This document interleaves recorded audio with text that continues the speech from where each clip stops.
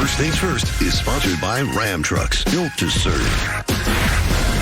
Back here with Chris Broussard, we're talking Mavericks Clippers, Game 5 tonight. So Dallas comes in with all the momentum after Luka's buzzer beater to even the series. Clippers come in with an ice-cold Paul George shooting 22% from 3 this series. And as a result, Broussard comes in with his newly adjusted pick of Clippers, not in 5, but in 6.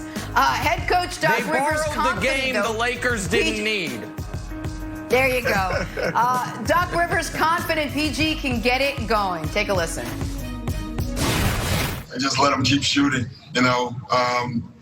Listen, we got to get them more shots, and that's on us. And that's on all of us. But I just want him, he got great looks last night, and I just want him to get more of those and take more of those, he needs to shoot 20-plus times. He needs to get the ball up in the air.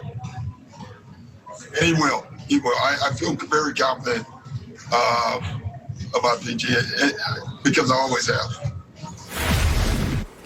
Doc Rivers almost seems more confident about Paul George than Paul George seems to be, especially from the way he's been playing. Broussard, any chance you think the Clippers can bounce back if Paul George continues to struggle, continues to play the way he's been playing this series?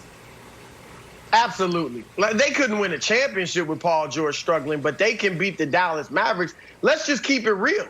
Kristaps Porzingis, the Mavericks' second-best player, has been off the court for a game and a half of this series. Luka Doncic has been banged up the entire series. So even if one of your best players isn't there or is struggling, you have to overcome.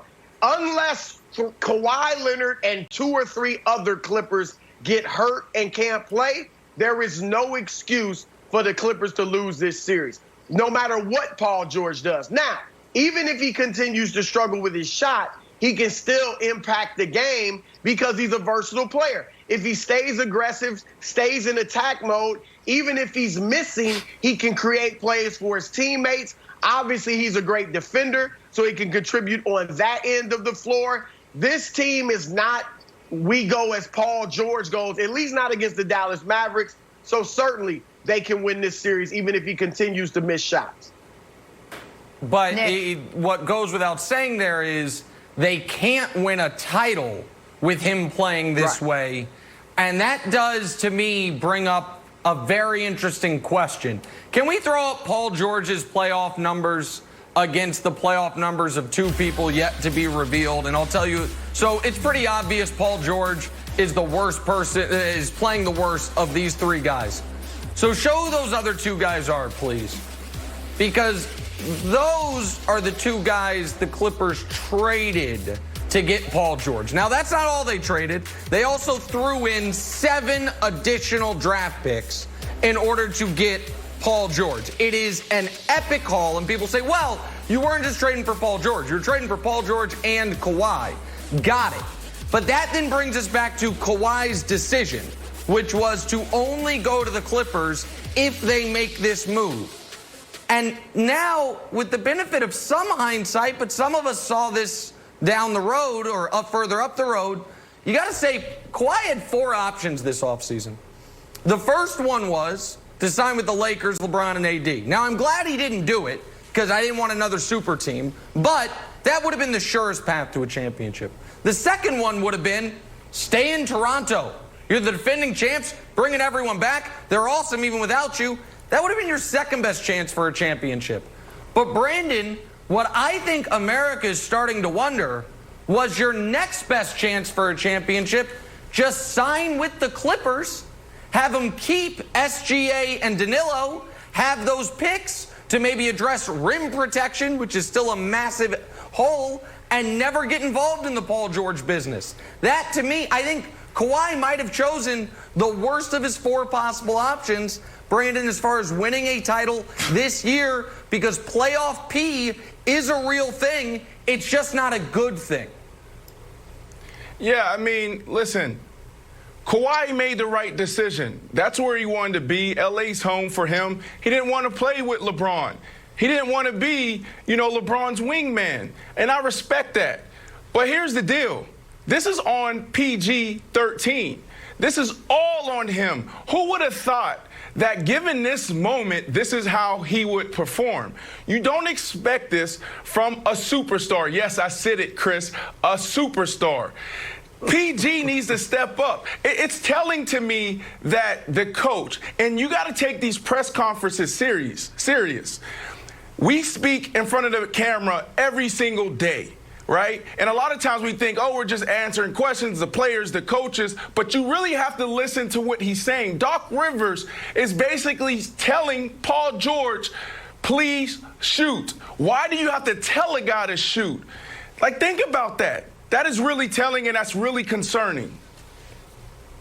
You know, I was confused, Brandon, not because Doc Rivers is telling him to shoot. It's like, I don't think the volume of shooting has been the problem. The looks have been okay. This haven't been going in. Broussard, I want to get your take on this specific play. This was my Gladwillian blink moment where I looked at this, and I don't need to analyze a ton. I don't need to look at his shoulder, and I'm not a doctor. I just very quickly I looked at this in overtime like, that just doesn't look like Paul George. And I'm not, look, I know we're in weird territory, uncomfortable territory to say like, he looks hurt. I'm a doctor. I'm in my basement and doing a sports TV show. If his shoulder was hurt, if his shoulder was hurt, Doc would not be sitting in his press conference telling him to shoot more. Think about that. He's not hurt. No, Doc knows. Trust me. I'm not going to put this on an injury. And I'll say this. If I'm in Paul George's position, I want to hear exactly what Doc Rivers said. The last thing you want to do is be out there. You're second-guessing yourself already.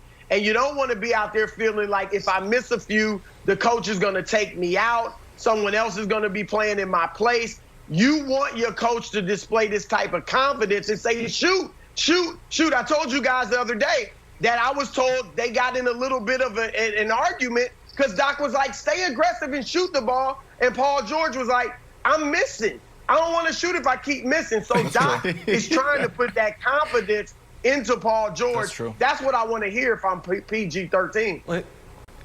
Listen, Paul George is in his own head, and he's in his own mentions, and it's a problem for him. We know that. He muted his Instagram mentions yesterday. The fact that he needed to do that because he was checking them gives you an idea of how deep in his own head he is, and it's in part because he knows he has had some really tough playoff moments. And he was 2 for 16 in the final game of the 2018 season.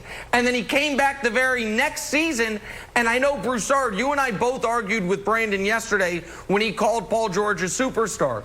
But in Brandon's defense, this dude was 3rd in the MVP voting last year. 3rd in league MVP voting was Paul George a season ago. So his total no-show in this postseason, I understand it's jarring for the Clippers, even if his postseason resume is a little, checkered. But it is, to your point, Broussard, not an excuse to blow a 21-point lead to the Mavs when Luka's hurt, Kristaps ain't playing, and Lou Williams is NBA Jam on fire.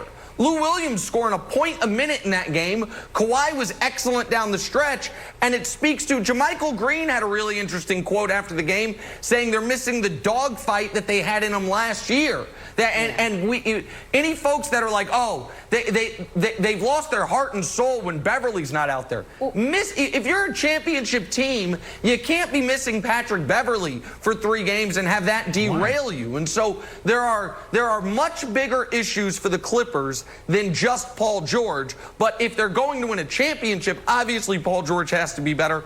But right now, they are systemic issues about sustained effort and intensity from start to finish of playoff games.